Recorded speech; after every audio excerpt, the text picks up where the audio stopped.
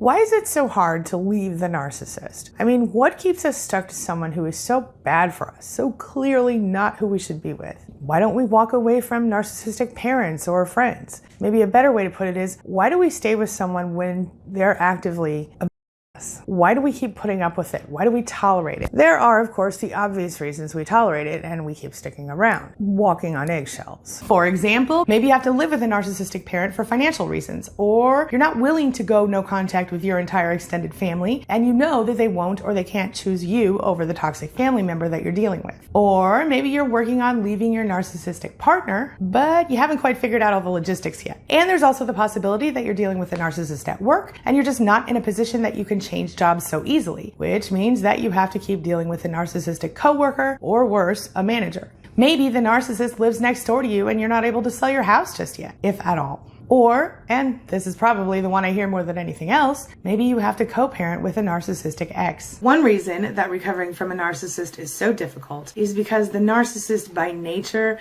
does the push and pull thing. Do you know what I'm talking about? That's when the narcissist will desperately want you one second and then the next second push you away. And it seems like the moment that they have you, if they say, oh my God, I can't live without you, I don't know what I'm going to do, and you give in and you go, okay, let's stay together. Within minutes, sometimes they're back on the same old track. So they want you, they get you, they push you away. It's an ongoing cycle. Being with a narcissist, you go through the love bombing phase, then you go through the devalue phase and the discard phase, and then it circles right back around to love bombing or hoovering, depending on whether or not they actually discarded you or they just mentally and emotionally discarded you and stayed in the relationship.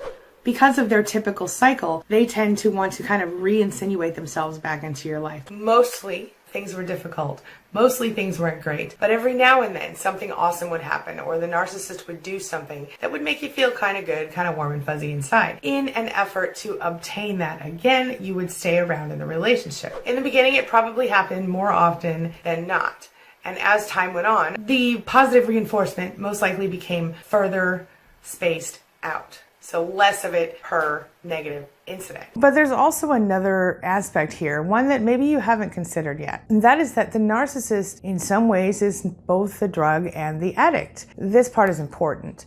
The biggest reason we put up with it is because we are addicted to the narcissist and what they do to us on some level. In other words, when it comes to being in a relationship with a narcissist, you become the addictive substance as well as the addict. Yeah, that's right. So you develop a trauma bond with the narcissist and they get their own sort of drug of choice from you, which is narcissistic supply. And this is why it's so common for narcissists and sensitive, broken people to get involved. Most of us have experienced some kind of trauma that eventually makes us people pleasers, to put it mildly. And that's because a lot of times we learned that putting our own needs aside in favor of keeping the narcissist happy was the only way to stay safe. So let's talk about trauma bonding. What is that? Well, to put it really briefly, trauma bonding is sort of like Stockholm syndrome. Now, in the context of a toxic relationship with a narcissist, it's a condition that causes us to develop a psychological dependence on the narcissist, sort of as a survival strategy during all that stuff. And of course, the profound and sort of all-encompassing way that trauma bonding affects our brain and the way that we function in our life, well, that makes recovering from a toxic relationship it feels almost impossible, but it's certainly significantly more difficult this way. So I know what you're thinking. You're like, well, how is trauma bonding possibly like a drug? I mean, technically it's not the trauma bonding you're addicted to, but the way it makes you feel. And that's the thing. See, the narcissists, they keep you spinning. And these extreme highs and lows associated with narcissistic behavior, well, those can create possibly unintentional, but still existent patterns of intermittent reinforcement. And it is that type of manipulation that keeps you sort of scrambling for those little crumbs of affection. You know the one I'm talking about, right? You're always hoping that you're going to get back to what you thought was normal or the love bombing phase. But see, these crumbs, they offer tiny glimpses into that person that you originally met, and so you can't really stop trying to do more, to be better, to be enough. Is it addictive? Of course. In fact, the narcissistic abuse cycle, it could go on for months, years, or even decades, and yet you still stay. But why? Well, wait a minute, let's talk about narcissistic supply. See, that is the emotional energy that narcissists sort of suck out of you, sort of pull out of other people. Maybe it includes positive or negative attention. It can include admiration. It can include, in a pinch, the joy a narcissist finds in making you angry or making you sad or any sort of extreme emotional reaction they can get from you at all. They might also get narcissistic supply from other people, including children, spouses, other family members, coworkers, neighbors, and other people in their communities, even strangers. But they will always have one or more primary sources of narcissistic supply, or a narcissistic harem of sorts. All of those would be made up of different sources of supply. But how is narcissistic supply similar to a drug? Well, narcissistic supply gives narcissists a big sense of validation, makes them feel like they're worth something, and a lot of times it reinforces their very calculated false selves. They get a rush of sort of feel-good neurotransmitters when they get that narcissistic supply, and then they feel like they might almost die if they've been deprived of it. So you would think that that would make them people pleasers, right? But you have to remember something: narcissists will take either positive or negative supply. Now that's kind of make you wonder, well, do narcissists like to hurt people? Do they want to hurt the people they claim to love? And if they do, why would they get a thrill out of making you scream at them or making you kind of go crazy a little bit, go nuts on them? Or why would they like to make you cry? That doesn't make sense to you, right? It seems nearly impossible, but that's how it is. And I get it, trust me. But here's the thing. It seems impossible for you only because you personally cannot imagine the idea of actually enjoying the act of hurting another person in any way, emotionally or otherwise, much less doing so on purpose. And because as someone with integrity, I'm guessing it's unfathomable to you that the narcissist isn't capable of accepting responsibility for their own actions. We tend to think that we can help them do better. We think that if we just change everything we are and focus everything we have on the narcissist, well, maybe then they will love us. And you know us and our pie in the sky ideas, right? Well, see, we have this crazy idea that the narcissist should just act like a normal person, a normal human who learns and evolves. But unfortunately, since the narcissist typically does not have well-developed emotional and compassionate empathy, well, they're often pulled in by the sort of thrill of drama.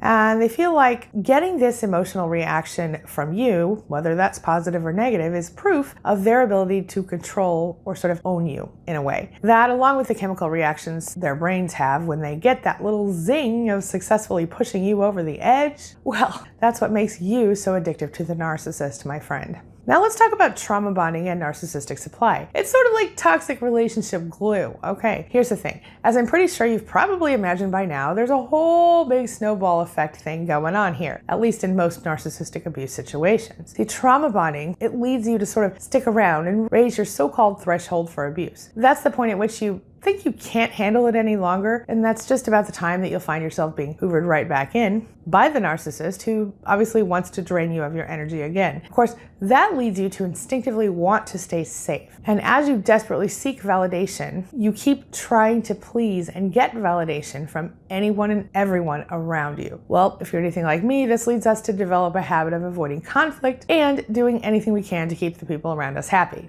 Sound familiar? When we end up in a relationship with a high conflict personality like a narcissist, we end up going to almost any length to please them. And this is true even when it hurts us to do so. But because of the ingrained need that we have, maybe thanks to childhood or some other trauma, to please people around us, including the people we love, and often and especially the narcissist, well, we give and we give and we give, even to our own detriment. And by nature, the narcissist is quite happy to take advantage of all of this. They want to get their needs met, and they don't care who it hurts in the process. And now, thanks to that lack of compassionate and emotional empathy the narcissist has going on, and of course the fact that the narcissist doesn't quite see you as a real person, but as more of an extension of themselves, who isn't quite as important or worthy as they, well, there's no level to which they will not stoop, and you have to remember that. So in other words, our trauma bonding leads us to seek approval and validation from the people closest to us, and the narcissist will absolutely on every level exploit that to get their narcissistic supply needs met. Can you see where I'm going with this? Let's talk about addiction and narcissistic abuse. What are the connections here? Clearly, the addiction factor is real.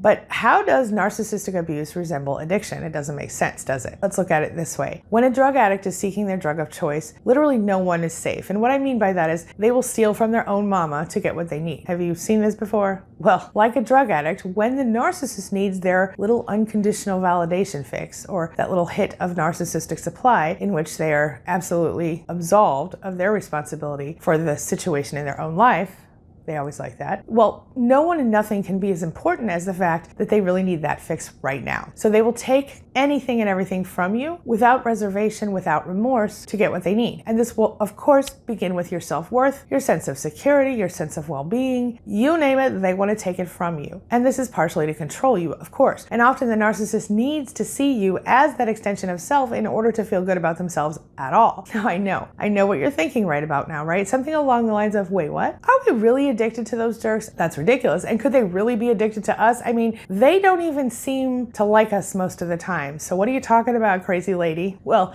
some version of that? Okay, I get it. But listen, sometimes the narcissist might actually seem to like you, right? Sometimes they throw out those little intermittent reinforcement crumbs, remember? Then moments later, seconds later, they might have serious disdain and contempt for you. But the truth is that we are addicted in part because we believe we can help them change and grow. And we keep trying for the most part because you and me, we're sort of those people. We're the people who do the right thing, or we try to. But what we all have to recognize is that a narcissist, they aren't capable of evolution. They don't change, or at least they won't change. They can't accept responsibility for even who they are because seeing themselves in a distorted mirror, they can't see it. Narcissists see themselves as sort of untouchable, better than everyone else. In fact, they generally see most other people not as individuals in their own right, but as I said, as simple extensions of themselves. So in order to maintain the facade of their false self, the narcissist needs to keep people around them who will enhance that overblown version of themselves. But when the narcissist's extensions turn out to be whole, real people with real thoughts and feelings, well, they don't like it. They can't, or at least they won't accept or tolerate it because it threatens to knock them off that sort of self-constructed pedestal. That, of course, leads to the narcissist poking and pulling and whatever they can to get your attention or anyone else in their pattern as they seek additional attention, drama, and eventually they'll be looking for a new narcissistic supply. The bottom line is that both a narcissist and a drug addict always put their own needs first without fail when they're seeking their drug of choice. And without realizing it, many victims of narcissistic abuse become addicted to it as well, which makes the narcissist and their source of narcissistic supply, both the victim and the drug. All right, so how do you deal with your addiction to the narcissist? Well, ideally, obviously, you would move on, move away from them, go no contact with anyone who's actively abusing you, which means getting focused on planning your escape and working to execute the steps involved, the steps that you need to take to get out, right? And then, of course, you're going to want to block them on all forms of social media, on your phone, and anywhere else you can. And then you don't have to deal with them anymore. And then you can get to the business of healing yourself. But what do you do if you can't leave and you can't go no contact? Well, if you have kids or any type of ongoing legal business or anything else that you must deal with a narcissist for, you might not be able to go completely no contact just yet. So rather than willingly handing over your emotional energy and health to this soul-sucking narcissist, well, this is when you go gray rock, as in keeping your emotional energy to yourself and sort of being boring to the narcissist. Gray rock is going to help the narcissist learn that they won't get attention from you if they remain abusive, if they are disrespectful or whatever. So they're either going to ignore you or try to be nicer to you, or more likely they're going to move on and try to find a new source of narcissistic supply. And sometimes it works, especially if you can stand to block them and to be very firm in your boundaries. But often, inevitably, the narcissist will do anything they can to pull you back into the relationship. They can't stand to see you at peace, my friend, and if you don't have a spine of steel, you might end up falling for their manipulative tricks again. This brings me to the question of the day, and the question of the day is, can you see how the narcissist and their source of supply can serve as both the drug and the addict in this situation? Share your thoughts, share your ideas, share your experiences in the comment section below, and let's talk about it. As always, thank you so much for being a part of my day and a part of my life, and hey, thanks for letting me be a part of yours. It really does mean a lot to me. Now, before I go, make sure you take a look at the videos I'm going to leave for you right there and right there. And while you're here, hit that subscribe button right over there so we can stay connected and continue on this healing journey together. I'll see you soon.